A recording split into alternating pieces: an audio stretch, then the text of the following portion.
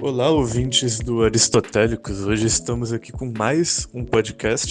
Hoje eu acho que vai ser um podcast um pouco mais livre. A gente tá saindo aí de dois episódios bem densos falando sobre criptomoeda e tudo mais. A gente aqui sendo o pilar da contracultura moderna. Basicamente, a gente é os guardiões do Ocidente, né? Os pilares da sociedade ocidental e da liberdade individual aí.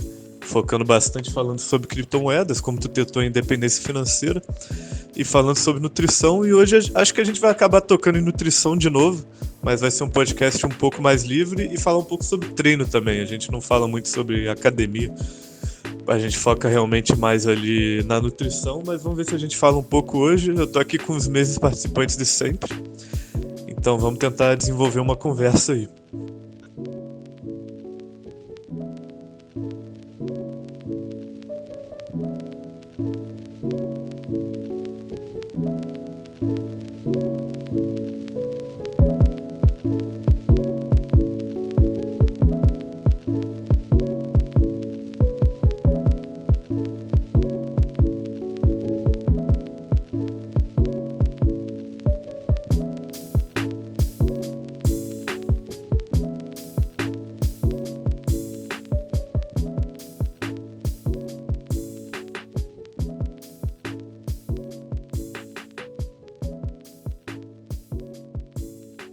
Então, em primeiro lugar, eu quero obviamente agradecer ao Ogro pela introdução, pela generosa introdução e pela acolhida tão cordial neste espaço, né?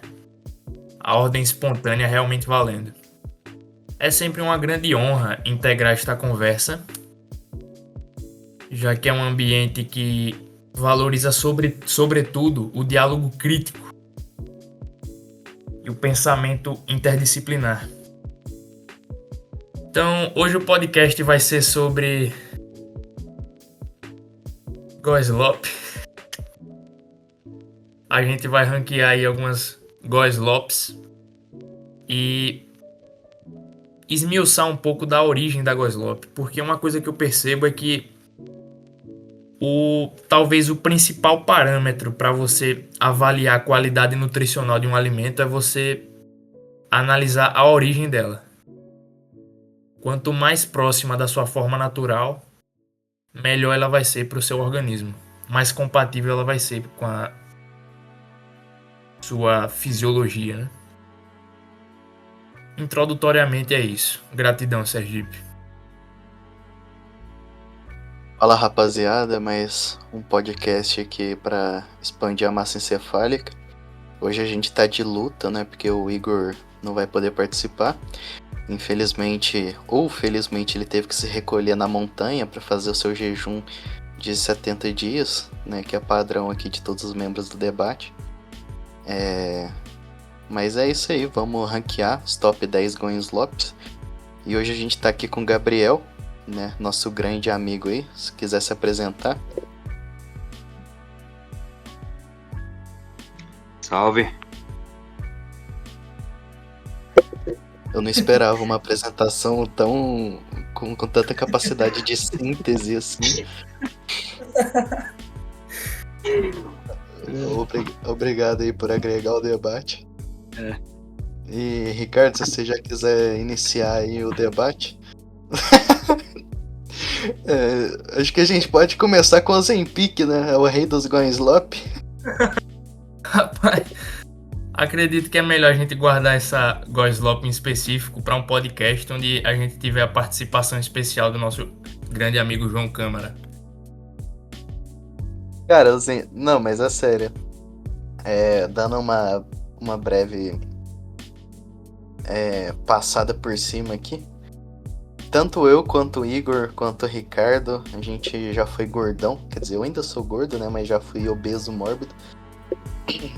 E algo que aconteceu na minha vida, assim, foi minha família encher meu saco pra tomar o Ozempic, né? E eu fui estudar aquilo, né? Como é que você... Ninguém se automedica em sem consciência, né? Então eu falei, vou ali na endocrinologista, né? Vou na nutricionista, né? Era do nível dessa mulher aí, a endócrino que eu fui. Era do nível dessa nutricionista que a gente gosta tanto. Aí eu cheguei lá. O que aconteceu? Ela falou, tá, você tá gordo, toma Ozempic. Ai, mulher, mas você não vai me recomendar fazer uma caminhada, recomendar comer bem antes, não? Ela, não, pode tomar Ozempic. Eu falei, mas isso aí não afeta a produção de insulina, não pode dar ruim a longo prazo? Ela, não, tem perigo nenhum. Aí eu, não, beleza, eu não vou tomar isso aí não, eu vou ficar na dieta mesmo. Mas qualquer coisa eu volto aqui. Eu nunca mais voltei lá, obviamente, né? Quem que vai atender uma pessoa gorda em vez de recomendar... Sendo um profissional da área, em vez de recomendar a pessoa se cuidar, se recomendar ela encher o cu de remédio. Detalhe, foi caro pra cacete. Acho que foi uns 700, 800 reais essa consulta. Mas não foi eu que paguei, obviamente. Eu não ia pagar pra ir endocrinologista. Mas minha família enchendo meu saco me obrigou a ir nisso aí. E beleza, chegando em casa, eu falei, vou ler a bula disso daí, né? Eu já sabia que era um remédio que fazia uso off-label, mas eu não sabia que era nesse pique, entendeu? Cheguei em casa, eu vou ler a bula. Eu li a bula, não fala nada de emagrecimento. É um remédio para diabetes, é um remédio para estimular a produção de insulina. Não que vai afetar diretamente a produção de insulina, mas você vai conseguir quebrar melhor os alimentos, né? E vai fugir ali da ordem natural, né? Não é algo natural. E a pró-metabólica justamente vai falar isso. Siga a natureza, né? Se você come alguma coisa, isso daí te dá gás, te faz mal, você fica de cama 30 minutos depois que você comeu, tem alguma coisa de errado nessa sua comida, né? Ouça seu corpo.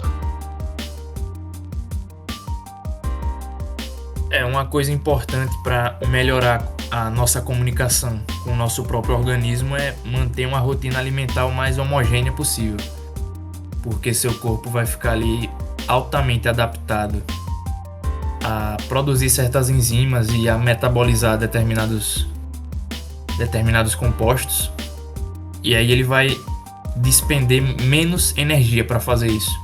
E qualquer coisinha ali que sair do eixo, ele já vai sinalizar, né? Então, Ozempic, além de ser uma droga, ela literalmente silencia os sinais do corpo, né? Eu só lembro para fazer uma analogia, a obra do Aldous Huxley, O Admirável Mundo Novo. E o Estado, eu não lembro exatamente se era o Estado, tem muito tempo que eu li, mas era alguma instituição ali que distribuía uma substância chamada soma, uma pílula chamada soma, que simplesmente bloqueava os neurotransmissores de tristeza do usuário. Então, Ozempic está para emagrecimento, assim como a soma está para efeito antidepressivo. É um negócio que vai promover ali, talvez, né, um emagrecimento às custas da sua saúde hormonal e metabólica. Entendeu? A sociedade moderna é uma sociedade artificial. Então, se o cara tá triste, ele não vai fazer uma caminhada, não vai rezar um terço. Ele vai tomar antidepressivo. Se o cara tá gordo, ele não vai emagrecer, vai tomar Ozempic. Se o cara tá sojado, ele não vai parar de comer soja, ele vai começar a tomar bomba. E isso aí afeta socialmente, né? Afeta o mercado humano, digamos assim, né? Esse termo é meio estranho, mas vocês entendem, né? Como dizem os MGTOWs, a bolha está estourando. Por quê? Porque a mulher é feia, ali uma gordona ali, ela vai tomar Ozempic, toma um estrógeno lá, toma um antidepressivo, sei lá, cheira cocaína, se for pra extrapolar muito, e ela vai ser uma diva ali, entendeu? O homem é a mesma coisa, o cara é sojado, ele toma Ozempic, toma uma testo, toma um antidepressivo ali, cheira um pó, vai pra festa, o cara é o Shed, entendeu? Ele não teve esforço nenhum pra isso, né? Tem estudos que demonstram que uma pessoa em repouso, né, um sedentário, ele tomando bomba vai ganhar mais massa do que um cara sem tomar bomba e treinando, né?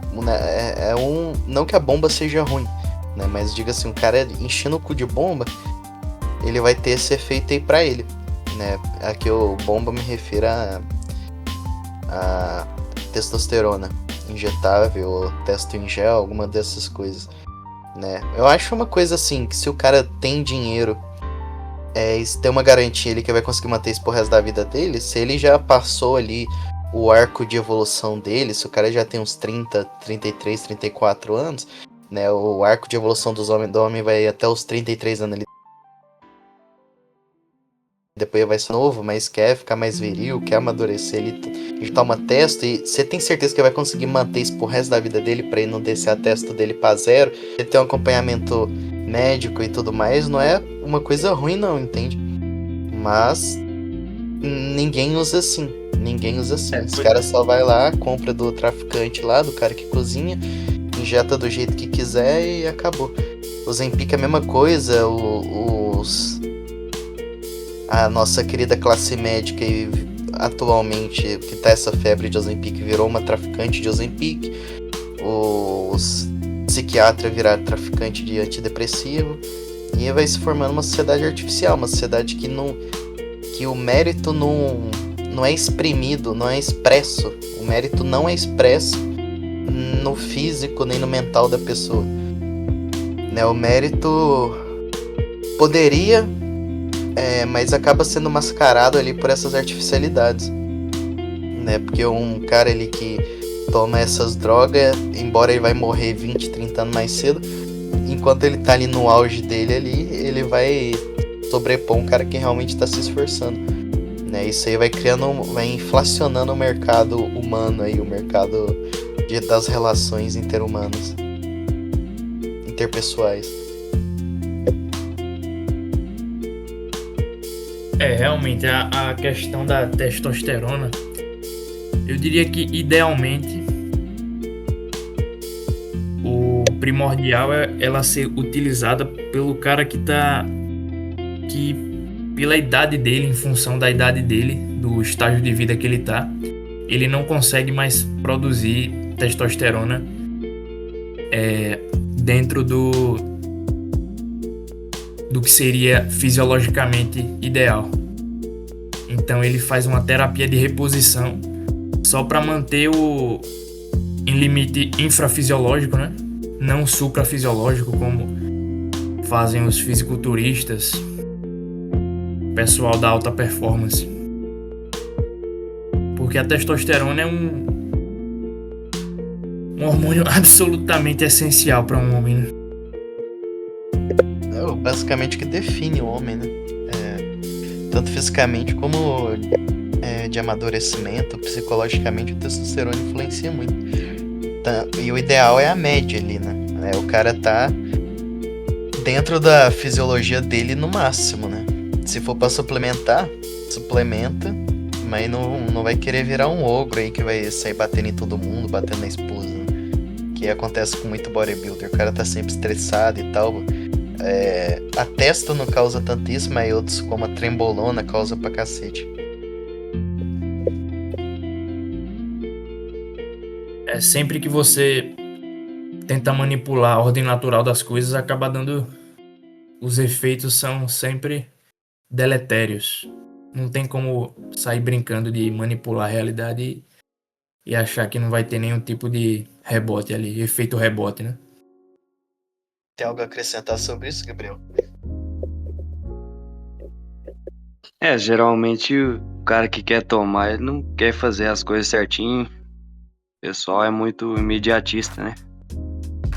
Geralmente o cara nem precisa, só quer tomar só pra facilitar. Preguiçoso, né? Ter paciência. Esse tema de preferência temporal merecia só um podcast sobre ele. Agora, outro going slop. Eu quero ouvir a opinião do Ricardo. O que o Repeat diria sobre o Whey Protein? Mas eu nem sei se ele fez alguma citação direta ao Whey Protein. Mas acredito que, de acordo com a filosofia nutricional dele, ele provavelmente criticaria o whey por motivos tanto de saúde metabólica quanto equilíbrio hormonal. É interessante você ter tocado no ponto do whey, porque eu tava conversando com o Johnny esses dias e a gente comentou que se você for parar para analisar, praticamente toda Goslop tem basicamente a mesma origem. O whey, por exemplo, ele nada mais é do que um subproduto residual originalmente falando, ele era um subproduto residual da fabricação de queijo, se eu não me engano. E geralmente era usado para alimentar animais, etc. Até que um dia alguém resolveu transformar ele em pó e vender por R$200 o quilo. Outra Goslop que tem uma origem parecida é a margarina, né? Que na indústria de algodão, os empresários ali ligados ao extrativismo do algodão extraíam uma matéria-prima que era de interesse para a produção deles e começavam a acumular um grande volume de sementes, um grande volume de matéria-prima que não servia para alimentar animal porque é tóxico. Daí o que é que eles sempre fazem? Ao testemunhar um grande volume de matéria-prima excedente ali, eles buscam pensar em alguma forma de atribuir uma utilidade comercial àquele resíduo industrial, né?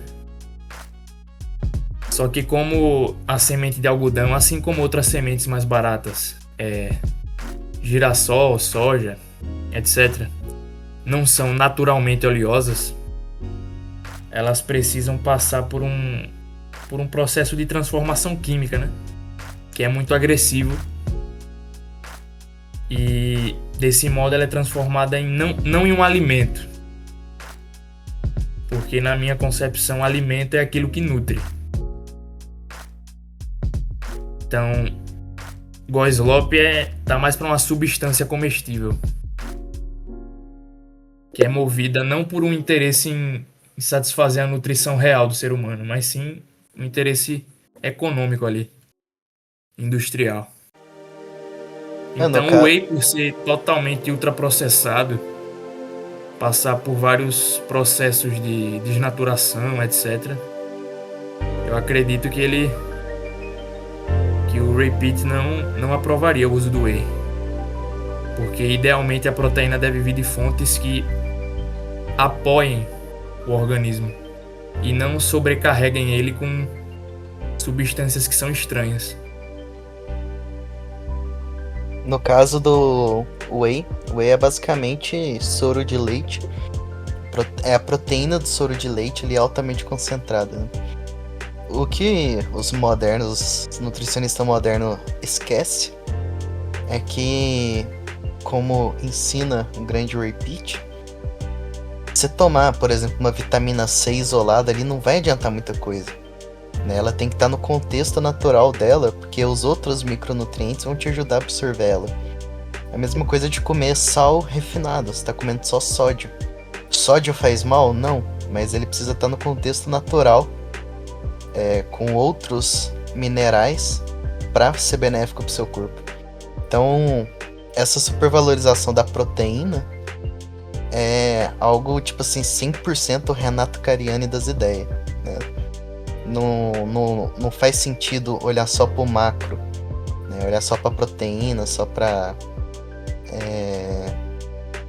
gordura, olhar só pra caloria, né? Basicamente, pros nutricionistas modernos é isso.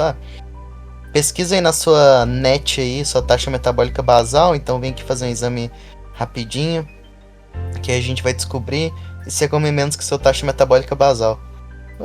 Se fosse fácil assim, tá todo mundo emagrecendo, porque todo mundo que tenta emagrecer faz isso. E quantos por cento das pessoas que quer emagrecer, emagrece? Muito pouco. Muito pouco pessoa vai pro nutricionista e sai de lá 6 meses depois magro, né? É uma profissão fracassada. É igual se você fosse no engenheiro pedisse pra construir sua casa, e um ano depois você deu o dinheiro pra ele, enfiou o dinheiro nele e sua casa não tem pé ainda. Né? Uma casa fosse pequena ali que daria pra construir 6 meses. Se a engenharia fosse assim, engenheiro ia ser considerado uma profissão de merda. Uma profissão bosta. Mas a nutrição é assim e os nutricionistas são herói. Todo mundo ama aí ficar vendo esses babaca aí no Instagram. Tem muito interesse econômico Criar envolvido uma ali. narrativa toda. Pode falar. Não, pode falar.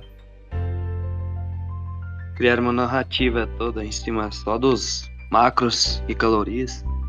Supervalorização da proteína, né? Como diria o mestre Mentzer, apenas 18% do músculo é proteína, o resto é água, carboidratos e...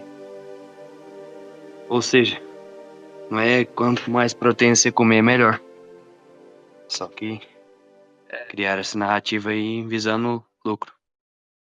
Eu lembro que quando eu comecei a treinar, eu caía muito nisso, de fazer protein maxing.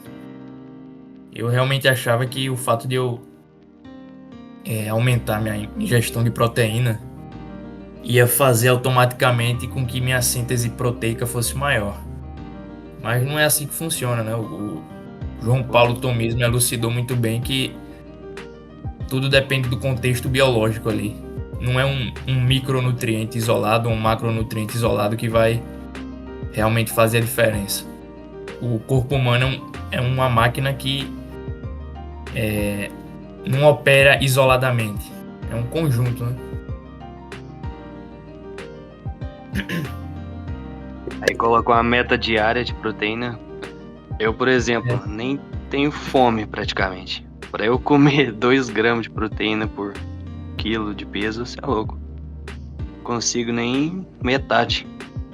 Aí os caras faz 6 refeições por dia, forçando comida. Aí aparece um tanto de doença. Brutal demais. Ganha gordura, né, na verdade. Ganha muito mais gordura do que músculo. Essa santificação da proteína, né, deixando claro que proteína não é algo ruim, né, mas também o nosso ponto é que macronutriente não é a sua dieta, né? Enfim, essa supervalorização da proteína vai fazer nego ficar enchendo o cu aí de óleo de proteína vegetal de soja, né, de proteína desidratada, proteína de soja desidratada, sendo que a proteína vegetal é 2, 3 vezes pior do que a proteína animal, então você tem que comer o dobro ali. E aí os caras vão ficar comendo isso aí, vai ficar engordando, porque meu, é barato, eu levei vantagem, eu tô comendo aqui 30 gramas de proteína por 50 centavos. Aí 6 meses depois, nossa, por que estou com câncer no pâncreas? É literalmente isso aí. Outro ponto que é importante a gente explorar é o reducionismo que é aplicado por muitos nutricionistas ao aspecto calórico do alimento, quantitativamente. É que nem aquele meme lá que o Júnior postou no grupo do Soy Jack fazendo a conta no quadro. 1 caloria mais 1 caloria igual a 2 calorias. Né? Em última análise, é esse raciocínio aritmético que permeia toda a nutrição moderna, principalmente quando se fala em emagrecimento.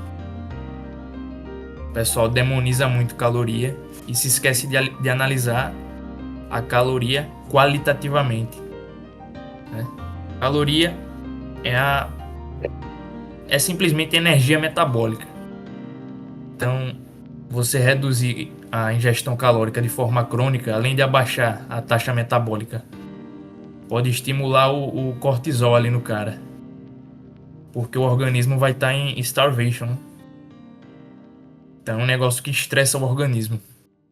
Pode engordar você a longo prazo, porque vai irritar seu organismo. O que a gente tem que fazer é sempre acelerar o nosso metabolismo. E não consumir caloria vazia, né? Eu só lembro, sempre que o assunto é caloria, eu lembro da questão do açúcar. Tem o açúcar refinado e o açúcar mascavo. Embora caloricamente eles sejam equivalentes, o açúcar mascavo preservou os nutrientes, as vitaminas e os minerais. Não é uma caloria vazia, né? É uma caloria pró-metabólica. Nem toda caloria é igual, então não tem como aplicar esse reducionismo quantitativo ali. É muito simplismo e muita desonestidade também. A nutrição moderna ela é quantitativa, ela não é qualitativa. É exatamente isso. Isso se reflete na indústria, né? A indústria é o que permeia tudo. Então a indústria vai refinar tudo. Então eles refinam açúcar, refinam sal, refinam farinha, refinam tudo. Por quê? Porque algo refinado é mais fácil de transportar. Ele vai adoçar mais, vai ser mais barato, vai estragar menos. Porque se você deixa ali a biologia agindo ali no alimento, deixa as qualidades biológicas dele, é algo natural, rapidamente aquilo ali vai estragar. Mas aí o que os caras falam? O que os caras fazem, né? O que a indústria faz? Tira todas as qualidades, tira todos os micronutrientes, tira tudo que é satélite, entre aspas, ali, tudo que compõe o alimento e deixa só o essencial ali, que é o que vai dar gosto. Então a nutrição moderna é isso, é gosto. Então, o sal refinado dura mais, tem o mesmo gosto do sal marinho. Foda-se, vou comer sal refinado. Mas isso é burro, porque isso é a aplicação daquela frase que os olhos não veem, o coração não sente. Né? Então, é algo artificial, é algo feito pra te enganar, feito pra te dar aquele mesmo apetite, mas não te dá a saúde que daria normalmente. E você consegue consumir as coisas sem precisar demonizar ela, igual o pessoal da cetogênica faz. Pode comer açúcar, se ele tiver os nutrientes, for um açúcar mascavo, um açúcar de qualidade, um açúcar de procedência, você pode comer. Os caras falam, mas açúcar mascavo é muito caro. Cara, é um pouco caro mesmo, mas sei lá, compra uma rapadura e bate ela no liquidificador, vira açúcar mascavo, é baratinho a rapadura, mano. Com mel também. Um mel, barato, mel, 150 conto, um balde de 5 litros de mel. Você não tem essa desculpa, a pró-metabólica é para burgueses, porque o pobre não consegue. Claro que consegue, cara. Troca o feijão por mais arroz, que arroz é bem melhor. Troca a quantidade de açúcar exorbitante que você usa por mel e açúcar mascavo, não vai sair tão mais caro. Troca o seu hambúrguerzinho no final de semana. O povo fica falando esse negócio de pobre, mas essas gordonas aí, elas economizam comendo miojo durante a semana e no final da semana, sexta-feira, vai lá, bebe uma cervejinha artesanal de R$20, bebe come um hambúrguer artesanal de 40 conto. Meu, com 60 conto você compra 4, 5 quilos, 6 quilos de fígado. Dá pra você passar a semana de boa com o seu hambúrguer artesanal aí. Você compra 5 kg de moela, você compra 3,5 kg de músculo. Você consegue comprar. Você compra ali, sei lá, 10 kg de banana. Cara, não existe isso. Claro que o ideal é o cara mudar pra roça ali, criar sua própria vaca, ter seu próprio sustento ali, ao invés de ficar sendo escravo de subemprego, né, ganhando R$1.500 por mês. Mas mesmo um cara que ganha R$1.500 por mês, ele consegue. Eu falo isso porque eu ganho o salário base da minha categoria e consigo viver relativamente tranquilo, entendeu? Não preciso me render aí aos Goins Lopes, não preciso me render a Quali, não preciso me render a Delícia, não Se preciso o me cara render for essa indústria. estratégico, ele consegue ter uma alimentação adequada sem precisar gastar muito dinheiro. E você falando isso, eu lembrei da frase de Hipócrates, de que aquele que não tem tempo de cuidar da saúde vai ter que arranjar tempo para cuidar da própria doença. E aí vem Benjamin Franklin e fala que tempo é dinheiro. Então, assumindo que o tempo guarda uma relação analógica com o dinheiro, aquele que não aloca seu escasso capital racionalmente para maximizar sua saúde, fatalmente vai ter que arranjar capital para cuidar da doença. Né? O nosso remédio tem que ser nosso alimento. O cara fica economizando aí micronutriente, aí de 6 em 6 meses ele vai no médico, o médico passa que ele tá morto, tá quase desfalecendo ali. Claro que também vai pra pegar testado, né? Isso aí é padrão. Mas às vezes o cara realmente tá mal, porque a alimentação dele é um lixo, e de 3 em 3 meses, 6 em 6 meses, o cara tem que gastar 300, 400 conto ali com bombinha de asma, remédio não sei o que, remédio não sei o que. E aí entra nessa corrida dos ratos da indústria farmacêutica, que o cara toma um remédio pra melhorar a barriga dele, que tá toda inflamada ali por causa de Goenslop. Aí esse remédio vai dar dor de cabeça, ele tem que tomar um remédio pra dor de cabeça, e o remédio pra dor de cabeça vai desidratar ele tem que tomar um soro. Aí ele comprou um soro artificial ali que vai começar a dar problema nos tendão, nos ligamentos do tendão dele, ele tem que tomar um remédio pra isso, ele tem que aí começa a dar... essa corrida dos ratos é a escravidão da indústria farmacêutica que todo mundo cai. Aí o cara, vou economizar, vou comprar miojo, levei vantagem. Aí 3 anos depois, puta que pariu, como que eu vou pagar minha quimioterapia? Né? Então não existe essa economia, não existe. Realmente. Gabriel? Opa. Com certeza, sai muito mais caro. Por exemplo, cara, as melhores carnes são as mais baratas, carne gorda de boi e órgãos, tá ligado? Fora a duração, né? Por exemplo, se o cara compra aí uma carne, ela vai, dura muito mais, dura dias, e compra por exemplo, um salgadinho. Meia hora o cara já acaba com o negócio e já tá com fome de novo, mano. Sai muito mais caro, com certeza. Tem uma visão de longo prazo, que é o que falta, né?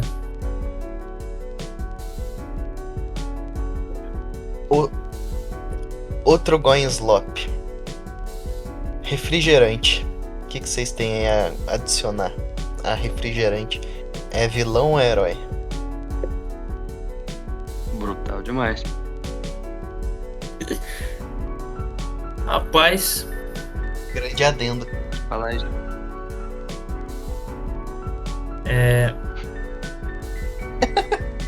o refrigerante em si, na sua versão ali com açúcar e tudo mais, é um negócio completamente evitável, mas ele ainda é menos pior que as versões zero, por conta da quantidade de aditivos químicos que são colocados ali para tentar preservar o sabor doce sem açúcar, né?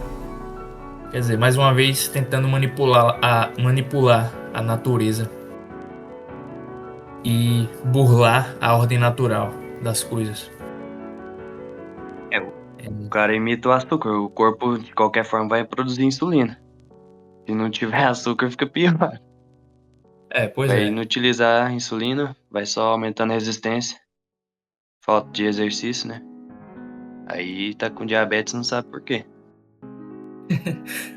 Pois é. E o pior de tudo é a embalagem, né? Aquela embalagem plástica ali que ficou debaixo do sol Maxim durante muito tempo. Quem gosta muito de refrigerante, cara, é a coisa mais fácil do mundo fazer refrigerante de limão. Você joga ali bastante açúcar ali na bacia, espreme uns limão, joga umas cascas de limão ali dentro e deixa aquilo ali fermentar. 2 semanas vira refri. E é barato pra cacete também. O limão em si não compensa não, porque vai ficar amargo pra caralho. Mas bota bastante açúcar, né? Aí fica gostoso, fica parecendo Sprite. Outra coisa de refrigerante, né? A Coca-Cola foi defendida por Repeat, principalmente a versão mexicana dela. Mas tem que lembrar que nos últimos anos a Coca-Cola mudou muito, né? Então a Coca-Cola aí que você vai comprar no seu mercado tem Caramelo 4. Caramelo 4 é altamente inflamatório, altamente tóxico. Caramelo 4 basicamente é 4-mei, né? Que é 4-metilimidazol. Acho que é assim que fala. Que é... A Agência Internacional de Pesquisa do Câncer classificou como cancerígeno. E também tem estudo em label em ratos, demonstrando câncer em rato depois de aumentar a dose de caramelo, de colocar uma alta dose de caramelo 4. E também isso aí vai sobrecarregar o fígado, né? A gente sempre tem que evitar qualquer substância que vai sobrecarregar o fígado, vai sobrecarregar os rins, né? Tem que colocar em primeiro lugar seu metabolismo. Então, evitar esse tipo de coisa industrial, principalmente adoçante, esses adoçantes de milho, acho aspartano, né? Acho que é assim que fala, que chama. Aspartame, né? Que é cancerígeno. Aspartame. Esse caramelo 4, né? Ele é feito com resíduo, com resto de milho, né? Então isso volta para o que você tava falando, pegando resto de indústria que ia ser jogado fora e falando como que a gente vai enfiar isso nos otários, né? Pois é. O paradigma da nutrição moderna é isso. Ou melhor, nutrição já é um erro, né? Usar nutrição nesse contexto, porque etimologicamente falando, alimento é aquilo que nutre. Vem do latim, alimentum. Significa nutrimento, sustento. Então, essas substâncias aí não sustentam em nada. Então, não tem como considerar eles como alimentos, mas sim substâncias comestíveis. É lixo, né, cara? Igual... É lixo, Tem coisa que nem faz mal, mas se você... E é gostoso, aí o pessoal vai e põe alguma coisa no meio pra render. Então, tipo assim, se você pegar pega um papelão, bate no liquidificador com leite condensado, vai ficar gostoso, cara. Eu nunca fiz isso, mas tenho certeza que vai ficar gostoso. E é basicamente isso que a indústria faz, tá batendo papelão com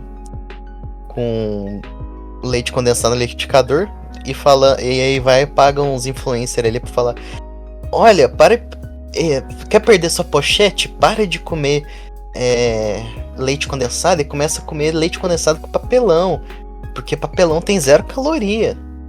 E é basicamente isso. Pois é. Só outro detalhe sobre a margarina. É que como a semente de algodão não é naturalmente oleosa, o processo químico para extrair óleo dela é extremamente agressivo e antinatural. E além do processo de extrair o óleo, ainda tem outro processo químico que é o de endurecimento, para deixar ele com a consistência mais ou menos próxima da manteiga ali. Aí tem outro processo químico de endurecimento que envolve uma série de solventes, dentre eles o hexano, que é derivado do petróleo, né? Por isso que o meme lá da moça no mercado, mais barata essa manteiga, entre aspas, eu levei vantagem. Logo abaixo tem lá, tem petróleo nas minhas mitocôndrias. Então é uma economia no curto prazo, só que você está, de certa forma, vendendo sua saúde também. E como o tempo é dinheiro, ao perder tempo de vida, você indiretamente está perdendo dinheiro também. O problema é que o materialismo já tomou conta da sociedade a um ponto tão grotesco que ninguém se importa mais com isso, né? E tempo de vida não se compra com dinheiro, né? Então o cara tá pegando um bem dele ali que era pra ser inalienável e dando de graça pra indústria, né? Dando de graça para os monopólios burgueses estatais aí. E sempre tem aquela relação retroativa entre a comunidade científica vendida, ou melhor, pseudocientífica, e o sistema, né? Exatamente. Hoje em dia, a comunidade científica são sacerdotes modernos, né? Então, você fala ali, banha de porco é melhor que óleo de soja. O cara fala, não, mas cadê os estudos provando isso? Tem estudo, até tem estudo, mas vai se ferrar, cara. Não precisa de estudo, mano. Compara um cara de 40, 50 anos atrás, antes de inventar óleo de soja, 60 anos atrás, né? Já estamos em 2025. Compara qualquer pessoa, cara. Isso aí se reflete no futebol. Vê a seleção brasileira ali da década de 80, 90, os caras que cresceram comendo banho de porco na roça, fumando paieiro. Compara com a seleção de hoje, um bando de sojado lá, cara. Até no futebol decaiu, né? Tudo que é físico decaiu. Compara uma luta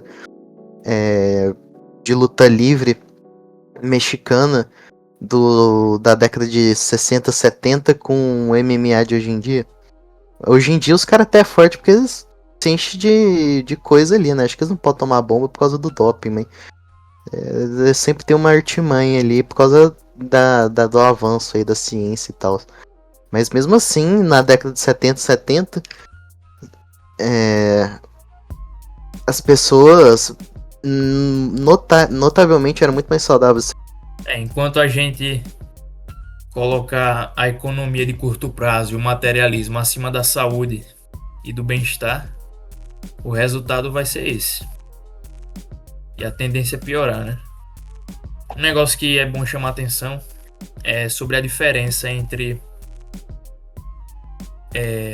frutas e leguminosas. Porque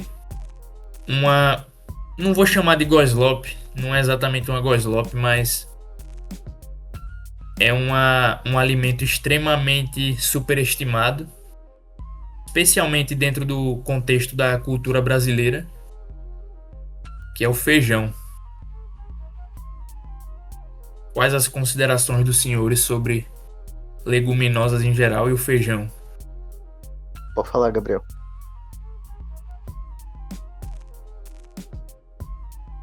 Brutal demais, geralmente, né? O cara quer só pegar o mais barato que a gente faz.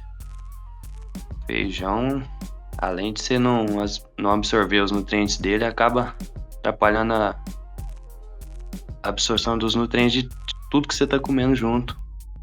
Brutal demais. Tem muito antinutriente, vai atrapalhar a absorção ali. Também você não vai digerir bem, né? Isso volta aquele assunto ali de... cadê os estudos provando? Cara, não precisa de estudo, mano. Come uma feijoada. Seu dia acabou, cara. Você almoçou feijoada, acabou seu dia. Você vai ficar as próximas 12 horas tentando digerir aquilo. Você vai acordar mal, né? Se você comer muito feijão também, vai desestabilizar seu ferro, porque ferro é uma coisa que tem que ser muito bem balanceada ali, conforme nos ensina o Repeat. Você não pode nem ter ferro de menos nem ferro de mais, que você vai rodar, vai atrapalhar a sua absorção de nutriente. E leguminosa é muito overrated, né, cara? Tipo assim, alface. Qual bicho na natureza que come alface, cara? Alface é quase um capim, mano. Assim, gosto de pirona pura. Não tem gosto, não tem nada, um trem horrível, assim, parece que tá comendo água sólida. E... não é à toa que a criança não fica querendo isso. Isso se manifesta nas criancinhas também. Todo mundo que eu conheço quando era criança ia lá, comia só a carne e deixava o prato com arroz, feijão e alface. É da natureza da pessoa. Tem também a questão da leguminosa não, entre aspas, querer ser comida, né? Ela tem vários mecanismos ali de defesa química. A defesa química tá acima da terra. Já a fruta, entre aspas, quer ser Preservação comida, da né? espécie. Isso é planta rasteira. Normalmente planta rasteira vai ser ruim pra comer. Por quê? Porque elas têm fitoestrógeno. Então é um meio de defesa dela, que basicamente já tem uma molécula ali muito semelhante ao estrogênio. Aí imagina um leão lá. Nossa, eu vi aqui na Nutri tal, que o leão lá vendo o zap dele, eu vi a Nutrital falando que tem que comer alface. Vou lá. Aí vai lá, come o alface. Aí o alface tem estrógeno. Aí ele começa a comer alface assim, o leão vai afeminar. E ele vai parar de comer alface alguma hora, né? Porque tá afeminado e não vai nem levantar. E a espécie dele vai começar a afeminar. Esse é o mecanismo de defesa de planta rasteira.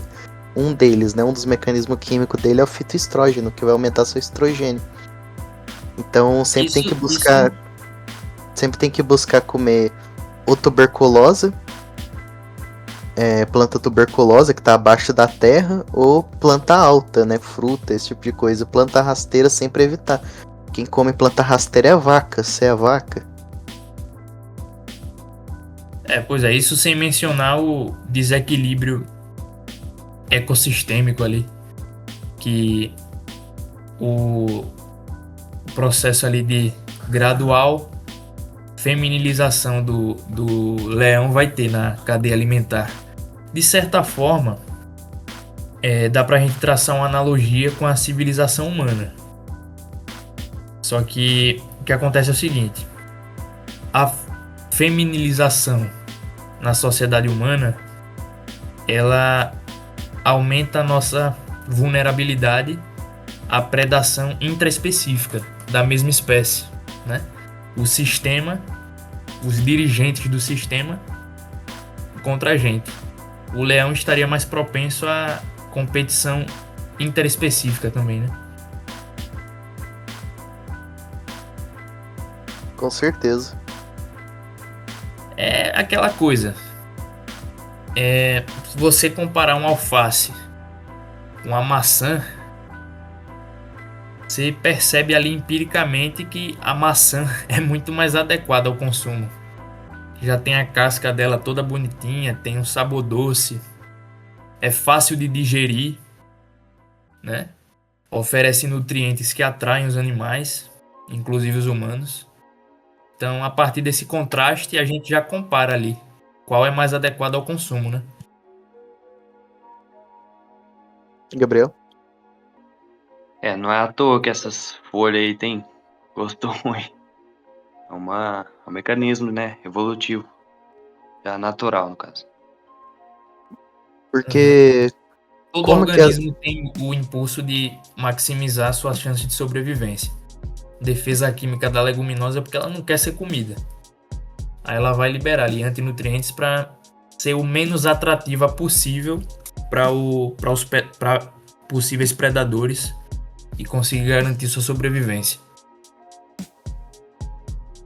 a diferença entre uma planta rasteira e uma fruta é que a planta rasteira, ela é uma erva daninha, basicamente, né? Ela vai se espalhando ali ao seu redor, né? Já a fruta, ela se espalha com semente, então a fruta, ela quer que o animal coma ela, porque o animal come ela, não digere a semente, depois defeca essa semente e cresce uma outra árvore ali.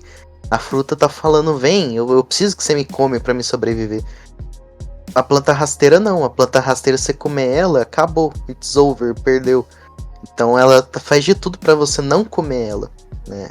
São dois mecanismos completamente opostos na natureza.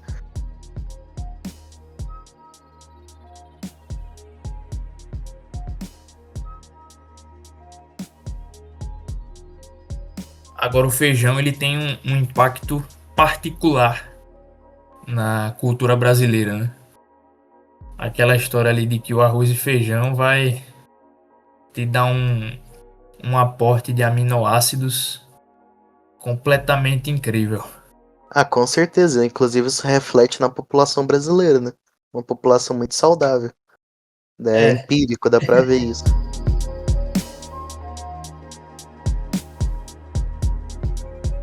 Agora, partindo aqui pra um tema mais específico, o que você acha da gente falar um pouco sobre treino aqui? Pro cara que já viu o primeiro debate há um mês atrás, já começou a comer bem, mas quer saber como que ele vai ficar chad.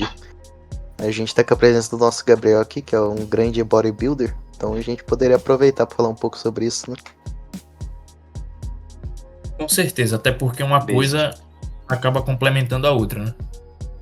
os 3 grandes pilares da saúde humana são o sono, a alimentação e o treino, né? Cara, eu acho que o principal é o treino, véio. Porque mesmo que o cara coma besteira, ele vai estar meio que queimando aquilo ali.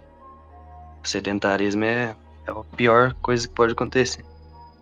Bom, primeiramente, deve-se considerar que o treino é extremamente estressante para o corpo. Então a gente busca só a tensão mecânica, né? Que é o principal mecanismo para hipertrofia. Tenta minimizar as outras coisas, que é fadiga, dano muscular e tal. Então não é modinha essa questão aí de volume baixo. Importante salientar isso aí pro pessoal que gosta muito de fazer drop set, que nem eu fazia no passado. Brutal, vai só aumentar a fadiga, dano muscular, tensão mecânica, que é bom nada. É simplesmente ter descansar e fazer uma outra série se precisar. E quase sempre não vai precisar. É só você fazer outra série em outro exercício, se você quiser aumentar o volume. Mas geralmente é bom você fazer uma série válida mesmo, se já vai ter um estímulo por aproximadamente 48 horas. Não precisa mais do que isso não. Aí entra a importância do full body, que desde o começo os naturais sempre faziam isso. Essa questão aí de treinar um músculo por dia, volume alto, surgiu só com o Arnold e a popularização dos esteroides, né? Foi uma popularização, uma metodologia de treino que se popularizou dentro de um contexto de atletas de alta performance, que além de serem atletas, ou seja, eles não priorizavam a saúde, priorizavam a performance para poder se destacar nos campeonatos. Então não é algo que possa ser transposto a um cara não atleta, né? E acabou se popularizando. Se o cara vai fazer esse treino, não consegue nem andar no outro dia. Ainda impacta o rendimento dele em outras atividades ali. Porque ele não é um cara que vive para treinar, vive em prol do treinamento, vive em prol do esporte. Ele acaba seguindo Fora a genética privilegiada desses atletas. Exatamente.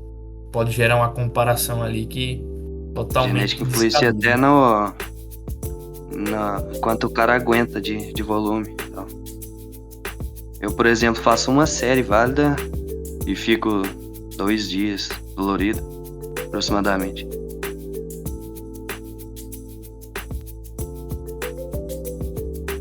Então, Gabriel, um cara que quer começar a treinar, o que você recomendaria pra ele, assim, na prática, o que ele deve fazer? Primeiramente, pegar alguns vídeos do mestre Mike Mentzer. Tem um cara bem brabo aí no Brasil também, chama Lucas Fiuza. Pesquisar mesmo sobre a melhor divisão é o full body, né? Colocar um exercício para cada grupo muscular com aquecimento devido, né? E uma série válida por exercício só. Como o cara tá começando, é bom colocar umas repetições mais altas, porque aumenta as oportunidades dele aprender o movimento, né? De, sei lá, umas 15 a 20. Faz uma série válida, consciência corporal e tal. Pesquisar bastante sobre execução. E é isso. Continuar pesquisando. O principal é a paciência, porque resultado você tem que fazer a mesma coisa por anos e anos. Tem que ter paciência demais, não pode ser imediatista igual o pessoal. Não pode ser imediatista e nem ficar se comparando com terceiros, né? Sim. Genética influencia demais. Influencia muito.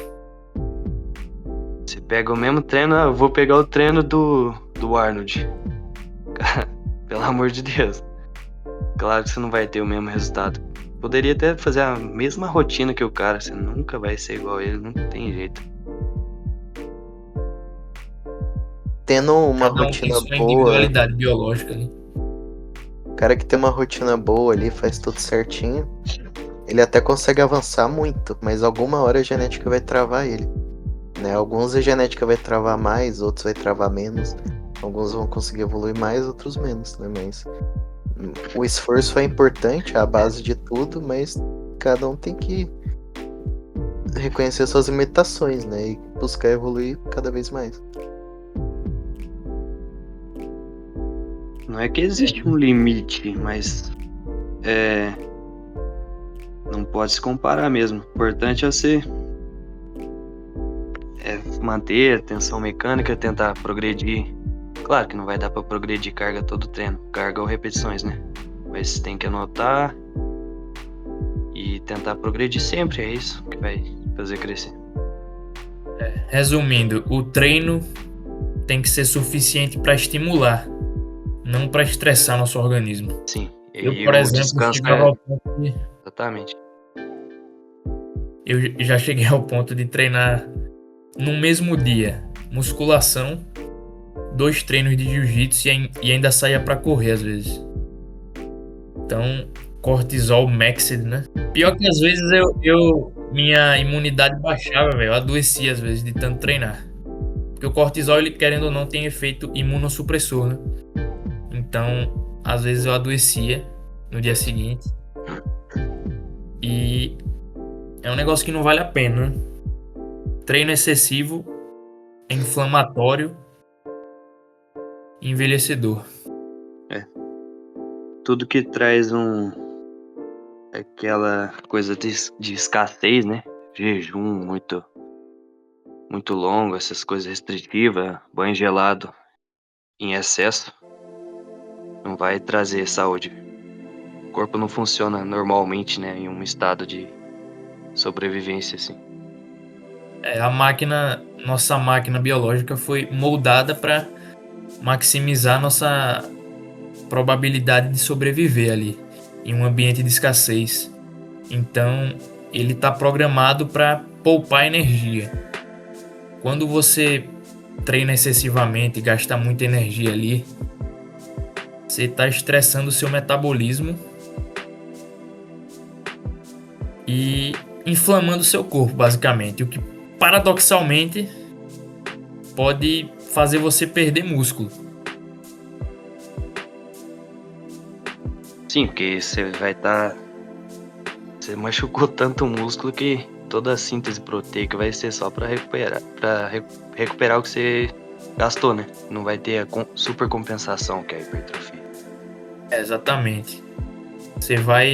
Seu corpo vai compensar para voltar ao estágio de Volta ao antes de você. zero, ou seja, o cara tá perdendo tempo. Pois é. Sim. Então, de suma importância, não se comparar com ninguém e fazer sempre uma pesquisa de forma independente. Afinal de contas, no brain, no gain. Gostei dessa. Literalmente. No brain, no gain. Quanto mais dor, melhor. Os caras masoquista. Tem muito esse slogan aí, né? O pessoal se apega muito à frase de efeito e não se questiona. Um cigarro ali, pera aí, vai conversar. Beleza. O pessoal se apega muito a slogan aí que eles veem na mídia e reproduzem sem refletir de forma crítica. O cara não Acerca passa da daquilo que primeira passa linha de pela- pensamento. Pois é. Eu preciso Cara, é bem simples. destruir meu corpo, senão eu não vou evoluir. Aí o cara aumenta a adrenalina, aumenta cortisol. Às vezes compromete a qualidade Se do mais é sono melhor. dele. Mas é melhor, né? Não, todo É a fudido. mesma Se simplificação. mais é melhor, por que você não fica o dia inteiro na academia? Então. É a mesma simplificação da nutrição moderna, de que menos caloria é melhor. Porque não vai te engordar. Os caras não pensam no efeito que o alimento vai ter no organismo. Aham. Só se importa com a quantidade de caloria. Não tá preocupado se é uma caloria vazia, se é uma caloria pró-metabólica. Filosoficamente é o velho debate entre physis versus nomos, né? Natureza versus convenção. Os filósofos eram os proponentes da natureza, os sofistas da convenção. E a gente sabe muito bem o que um sofista faz, né?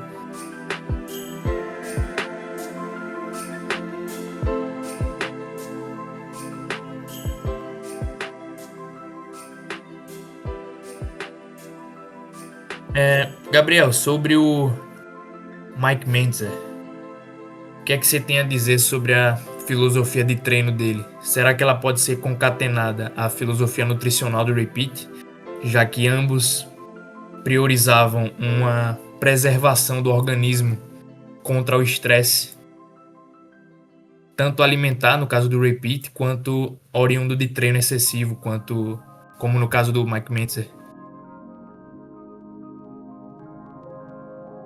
A visão do Mendes é extremamente based, lúcida e red pill. Ele defendia que essas calorias, a maior parte delas tem que ser de carboidratos, né? Isso pensando em performance, cortisol, né? Diminuir cortisol. Ele era totalmente based contra caloria vazia também. Lúcido demais. É claro que algumas coisas ele errou sobre treino, né? Que quantos anos, né, que o cara tem 40 anos que o cara falava isso. Mas sim, a maior parte dos ensinamentos dele a gente pode aproveitar, sim, principalmente intensidade e o volume máximo recuperável, né? E o descanso é o mais importante de tudo. O famoso heavy duty. Base demais. Heavy Dirty Eu fico- Wins. O Mike Mendes foi o profeta injustiçado. Eu fico impressionado que as ideias do Mike Mentzer e do Repeat, elas são totalmente conciliáveis. Assim, o Mike Mentzer fala praticamente as mesmas coisas que o Repeat em questão de nutrição e não tinha um senso metabólico ali tanto quanto o Repeat. Afinal, o Repeat era a vida dele, né? Ele é nutrição. Mas a questão de carboidrato, as principais questões ali de nutrição, Repeat, o Mike Mentzer ia na exata mesma linha do Repeat, né? São duas pessoas ali que tinham Até cardio ideia- defendia cardio leve. São duas pessoas com ideias bem semelhantes ali. Acho que é a fórmula pro Giga Shed, né, não, Ricardo? Aplicar Repeat mais Mike Mentzer Max. Claro que isso depende muito de fatores genéticos, mas acredito que é uma boa combinação. Porque ambos eles adotaram uma abordagem que visava preservar o organismo, né? Proteger ele do estresse. Tanto do ponto de vista Sim, porque se o corpo tá dietético, estressado não vai funcionar normalmente. sim. Quais mudanças você percebeu, Ricardo, depois de sair de um treino Arnold, mudar para um treino Mentzer? Você acha que evoluiu ou é fraude? Então, quando eu comecei a reavaliar minha rotina. Quando eu comecei a reavaliar minha metodologia de treino à luz de Mike Mentzer, eu já tinha construído uma certa base muscular, entendeu? Acredito que eu não cheguei ao meu limite natural ainda, mas eu tô em um ponto em que minha evolução não vai ser tão gritante quanto o iniciante, né? Então, eu percebi várias melhoras. Então, assim, em termos de físico, em termos de shape, eu não percebi mudanças tão gritantes, porque eu já treino há um certo tempo já, então minha evolução ali mais crítica já passou. O que eu vou corrigir agora são os pontos fracos, melhorar algumas coisas, aumentar minha força, etc. Mas em termos de hipertrofia eu não vou mudar tão drasticamente como foi minha evolução do ex-obeso para... Mas isso tem que considerar o Entendeu? tempo também. Então, os benefícios que eu percebi da rotina Mendes... exatamente. Mas o que eu percebi até agora foi que quando eu treinava volume maxing, eu sentia muito mais cansaço depois que eu saía da academia. E a dor muscular era muito mais prolongada e acabava impactando minha produtividade em outras atividades do dia a dia. Às vezes caminhar na escola, por exemplo, às vezes batia uma vontade ali de jogar bola na quadra da escola e eu não conseguia porque tinha treinado inferiores no dia anterior e ficava a semana toda desse jeito, mancando ali. Então é um negócio meio doentio, né? Depois que eu comecei a adotar a basear meus treinos nos princípios do Heavy Duty, eu percebi uma melhora muito grande nesse sentido, de manter um resultado bacana sem perder meu rendimento em outras atividades, entendeu? Então, eu passei a treinar para viver bem e não viver para treinar, que nem eu fazia quando eu era mais novo, né? Então, acho que o que a gente tem que buscar é isso. Os não atletas, no caso. Maximizar nosso bem-estar, nossa expectativa de vida. E não só a expectativa de vida no sentido de viver muitos anos, mas sim viver muitos anos com qualidade de vida. Sim, parece que os caras gostam de sofrimento desnecessário, né? Tem como a gente ter mais resultado sofrendo menos. Tipo, se o cara for atleta, ele pode ficar todo fodido no outro dia, mas e o cara normal, como é que faz?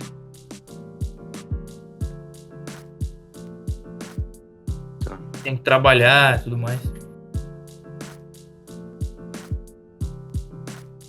E você, Gabriel, depois que você saiu do discípulo do Arnold lá e começou a treinar em casa, seguindo o Mentzer, você viu muita diferença?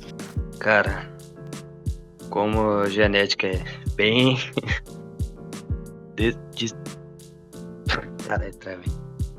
desprivilegiada, não tive tanto resultado assim, mas essa questão do cansaço é brutal. Antigamente ficava com dor na sola do pé, mano.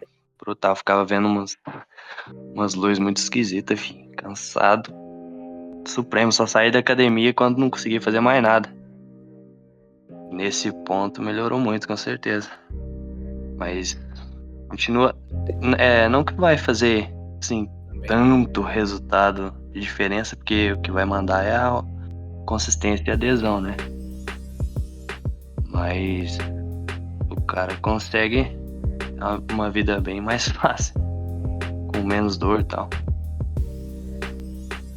Falar a verdade, é menos divertido. É menos divertido. Você treinando muito assim, igual o Arnold propagou, é mais divertido, mas a gente quer resultado, né? Não quer diversão.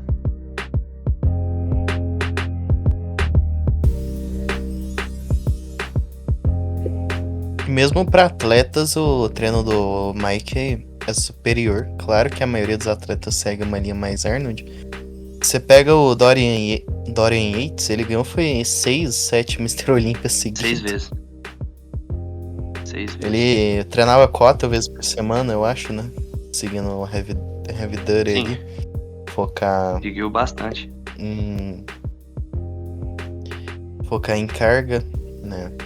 Então até mesmo pra atleta é melhor, porque o cara não vai estar tendo perda. Maximizava a intensidade e tal. Né? Maximizar a intensidade é o que vai fazer seu corpo falar, eu preciso crescer. Né? Porque cardio, seu corpo não vai precisar de massa pra ficar no cardio, entendeu?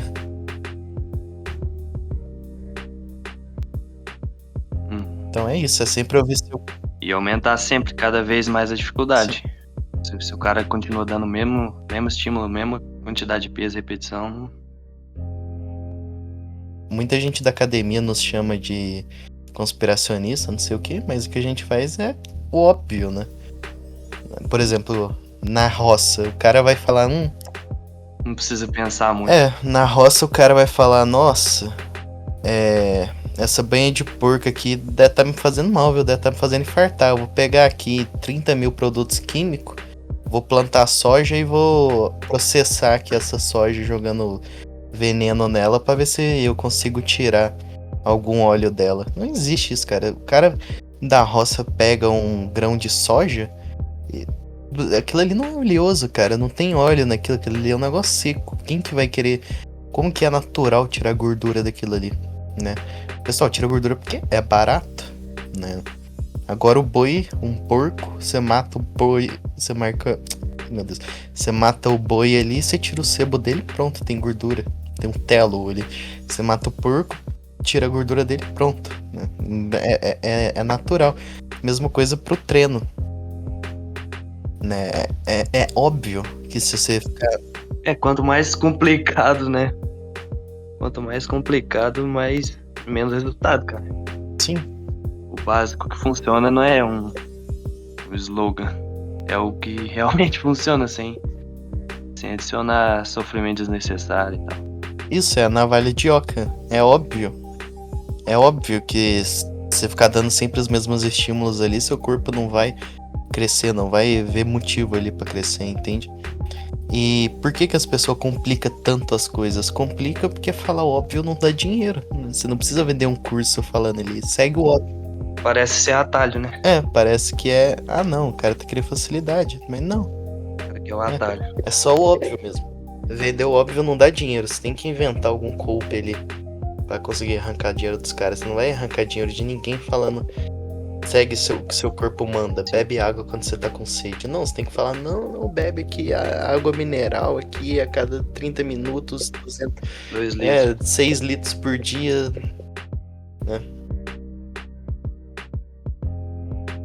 A verdade, 6 refeições de 250 de arroz e frango.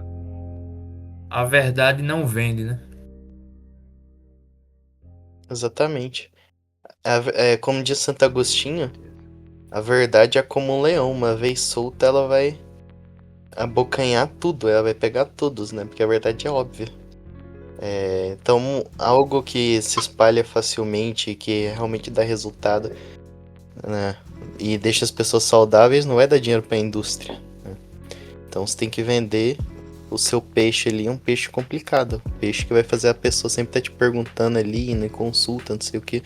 Porque imagina, esse podcast aqui que a gente tá fazendo, daria, e todos os nossos podcasts assim, sobre qualidade de vida, daria pra resumir isso em 1 hora, né? Em meia hora você explica o treino, em meia hora você explica como que come, né? Como que come? Come o que quer ser comido, né? Então você vai comer um bicho ali, a origem animal, que é natural, você vê todos os animais comendo animais, né? Nenhum animal come alface. Tem bicho herbívoro, mas mesmo bicho herbívoro, é óbvio ali que ele é sojado, né? Compara um hipopótamo com um leão. Então, observe a natureza, né? Como diz São Francisco, São Boaventura, a natureza é feita pra gente contemplar ela, pra gente chegar no Criador através dela. E para contemplar a natureza também a gente entender o que é pra gente, é observacional, a raça humana evoluiu observando. Então como que a gente começou a comer ovo? A gente viu um passarinho comendo ovo do outro, de uma galinha, viu um tucano comendo ovo de uma galinha e falou, o tucano, porra, esse bicho é shed, né? Ele tá comendo ovo da galinha, deve ter nutriente nisso aí, o bicho é forte, aí você começa a comer. Então o cara fala isso, ouça seu corpo, bebe água quando precisar, não fica tomando remédio sem tá doente, né? Tenta resolver as coisas natural. Treino O cara vai passar ali pra focar mais na carga, focar menos em repetição. Então, em 1 hora dá pra resolver o problema da vida de qualquer um. E aí, imagina, o cara vai lá no endocrinologista, o endocrinologista fala a verdade pra ele, o cara volta pra casa, começa a aplicar e nunca mais volta. O endocrinologista vai morrer de fome, não tem mais paciente. Né? Então não é rentável. O cara tem que passar uma coisa mais ou menos ali que o cara sempre vai ter que voltar pra tirar alguma dúvida, porque a coisa é complicada, porque ele não tá evoluindo. Então um paciente tá sempre voltando.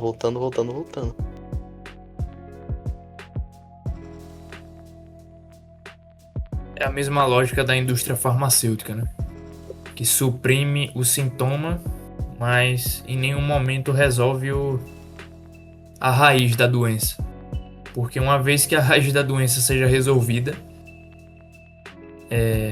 ela não vai lucrar a longo prazo. Então, ela não tem uma preocupação real com a saúde humana, né? Se a razão de ser da indústria farmacêutica é a doença, então ela vai querer perpetuar a doença, fatalmente.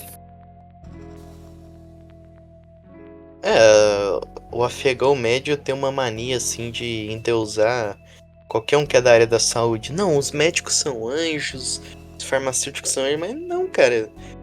A indústria quer ganhar dinheiro. Seja a indústria médica, seja a indústria farmacêutica, seja a indústria alimentícia, né? Por que a indústria automobilística quer ganhar dinheiro e a indústria alimentícia não?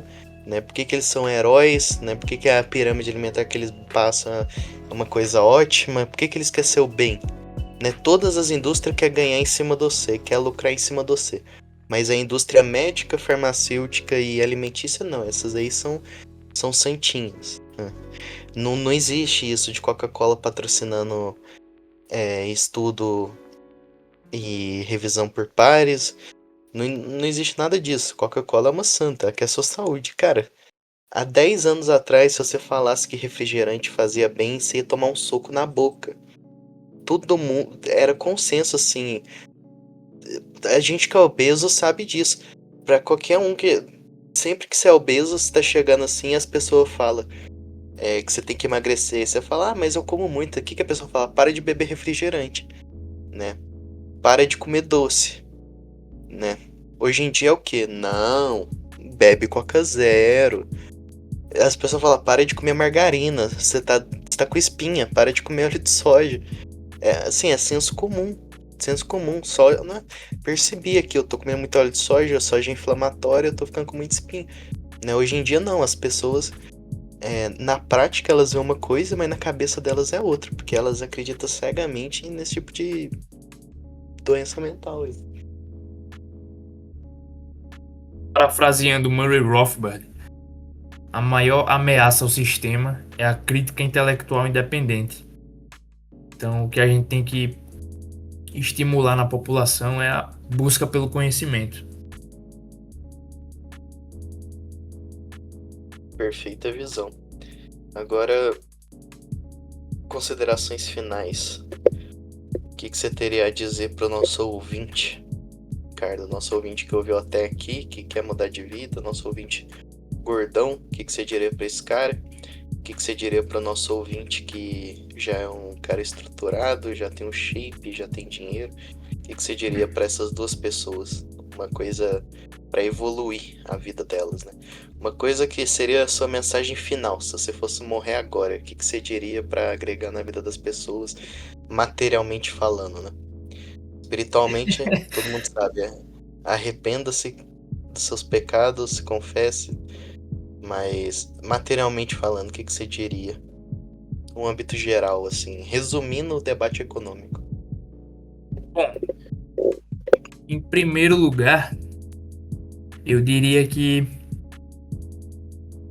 a mudança só é sólida se, em primeira análise, ela for uma consequência de uma mudança mental.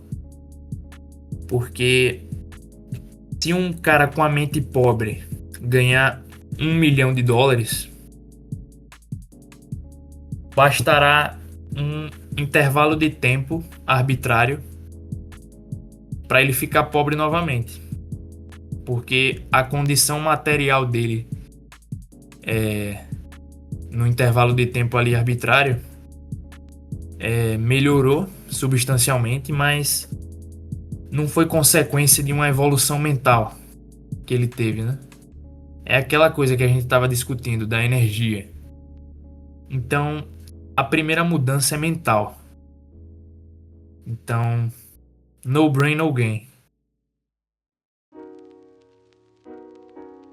E você, Gabriel, qual seria a sua frase final aí pra finalizar bem?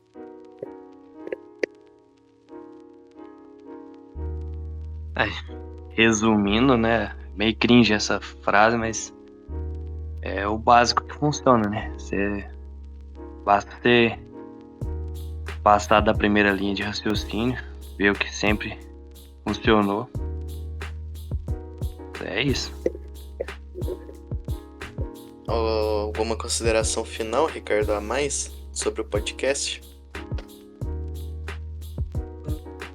Acho que a mensagem que mais sintetiza bem esse episódio é você buscar a informação de forma independente, para não depender da mídia, não depender das instituições que são vendidas, que não têm um compromisso com a saúde humana, só têm um compromisso com o próprio lucro. E é isso, estudar, buscar informação. Um dos grandes problemas... Ter humildade também pra não casar com uma ideia e fechar os olhos. Isso é importante também. Sempre se questionar, né? Karl Popper, na lógica da pesquisa científica, ensina que o que separa, quer dizer, o critério distintivo que caracteriza uma ciência empírica, um sistema científico empírico, de um sistema científico não empírico, é a refutabilidade. Então, toda tese científica, num sentido empírico, de ciência natural, por definição é refutável. Não tem nada dogmático nisso. Então, tem que ter humildade, como o Gabriel muito bem falou, e ter sede por conhecimento, sede por informação, e não ser um zumbi que repete aquilo que ele vê na escolinha ou aquilo que ele ouve pela mídia sem o mínimo de reflexão crítica, né? Que nem um zumbi. Na verdade, pior que um zumbi, né? Acho que a pior coisa que pode acontecer com alguém é a obstinação. Então, Fazendo é um isso. gancho com o último podcast, seria uma autocustódia intelectual. Exatamente. Perfeita visão. Então, submetam-se ao santo magistério da igreja. Não façam nada que a igreja não quer. E, quanto às ciências humanas, procurem sempre estar se informando. Usar, como disse o Gabriel, o básico que funciona. Ver uma análise histórica. História é uma área que todo mundo deveria saber o básico. Deveria saber como surgiu a sociedade, como surgiu o seu estado, né, o seu país, a história do seu país, como os seus ancestrais caminharam, né, os gigantes sobre quais nós estamos sobre eles. Salvo engano, em uma discussão entre São Boaventura e São Tomás, salvo engano, Santo Tomás, cara, eu realmente não lembro se foi São Boaventura e São Tomás ou se foi na República de Platão. Mas certa vez, né, um filósofo disse: nós estamos sobre ombros de gigante, nós não conseguimos ser maior do que eles. Então, o outro filósofo disse: justamente por estar sobre o ombro deles, a gente consegue ter uma visão mais ampla acerca da realidade. Então a gente está sobre o ombro de grandes pessoas de toda a civilização ocidental e devemos aproveitar nossa condição, né, de não estar acima deles, mas estar sendo elevado por eles, né, estar sobre os ombros deles e buscar a verdade, buscar a gente aqui enquanto leigos dar uma qualidade de vida satisfatória a nós mesmos e a nossa família, né? Nenhuma esposa, nenhuma dona de casa merece um marido gordo que se a casa começar a pegar fogo ele não vai conseguir tirar ela e as crianças de dentro, né? É importante também, por esse motivo, cuidar da fisiologia, né? Porque a fisiologia tem implicações profundas no funcionamento da nossa mente. Então, para pensar claramente, você precisa ter um corpo eficiente, um organismo eficiente do ponto de vista fisiológico. Então, é sempre importante também desconfiar de unanimidades. Porque nesse podcast, a gente bateu muito em receitas que foram passadas ali culturalmente e adotadas em massa pela população, sem que ela refletisse criticamente sobre essas ideias. Então, se todo mundo pensa igual, é sinal de que tem algo errado, porque a verdade geralmente é algo desconfortável, não popular. Por isso que Walter Lippmann dizia o seguinte: quando todos pensam igual, isso é sinal de que ninguém está de fato pensando. Então, a mensagem que resume o podcast é essa: pense. O que você vai conquistar em termos materiais, um físico, um determinado condicionamento, em qualquer outra área da sua vida, não é outra coisa senão a consequência do que você está pensando, da qualidade do seu pensamento. É isso. Perfeito. Algo a acrescentar, Gabriel? É isso. Não, perfeita visão. Então, agradecemos aqui aos ouvintes, a quem ficou até agora. Você acha que foi um podcast mais light, né? Todos nós aqui temos uma capacidade de síntese e raciocínio bem lenta. Então foi um podcast mais lento, mais tranquilo, né? Espero que tenham gostado. E fiquem aí, até a semana que vem. A gente agradece ao Igor aí por sempre estar mantendo esse projeto de pé. Agradeço a todo mundo aí, ao Gabriel pela participação, ao Ricardo que também está sempre colaborando com o projeto. E vamos aí, né? Pra cima deles. E para finalizar, a síntese disso tudo é que a nossa missão nesse mundo é carregar a cruz de Cristo pro topo dele. Contribuir para a instauração do reinado social de nosso Senhor Jesus Cristo, para que a sociedade reconheça o rei delas, para que a nossa sociedade reconheça o seu rei e não faça novamente igual o povo hebreu fez crucificando Cristo, né? A nossa sociedade vem nessa direção e a nossa missão enquanto homens é mudar a direção da sociedade, né? É algo difícil, mas sempre com oração e no âmbito sobrenatural rezando, no âmbito material, no âmbito natural, fazendo o melhor para o nosso físico estar bem, para a nossa saúde mental estar bem, para a nossa família estar bem, né? Porque enquanto leigos a gente não pode administrar sacramento, a gente não pode fazer nada, mas sempre buscar receber os sacramentos, se confessar regularmente e, ademais, cuidar da nossa saúde, tanto material, quanto mental, quanto espiritual, né? São os 3 pilares aí. Então, cuidem de si mesmos e garantam um bom futuro para a sua família, né? Porque ninguém aqui é migtal, ninguém aqui é masculinista. E espero que todo mundo aqui tenha noção de que se a gente quer evoluir enquanto homem, não é pra gente, é pra nossa família, né? Se dependesse de mim, foda-se, eu fico num sobreemprego pro resto da vida, tomando Coca Zero, comendo pizza da Sadia congelada. E é isso, né? Mas eu não vou fazer isso porque eu tenho mãe, eu tenho pai, eu tenho irmão. E talvez no futuro a gente venha ter esposa, filhos. Então isso tudo é pra eles, né? Não é um egoísmo, não é um egocentrismo, não é teoria da conspiração, não é nada disso, né? É amor, né? Cristo resume tudo em amor.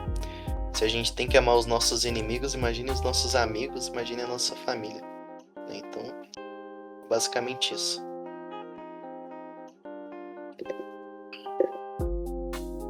Show de bola. Até o próximo. Show de bola.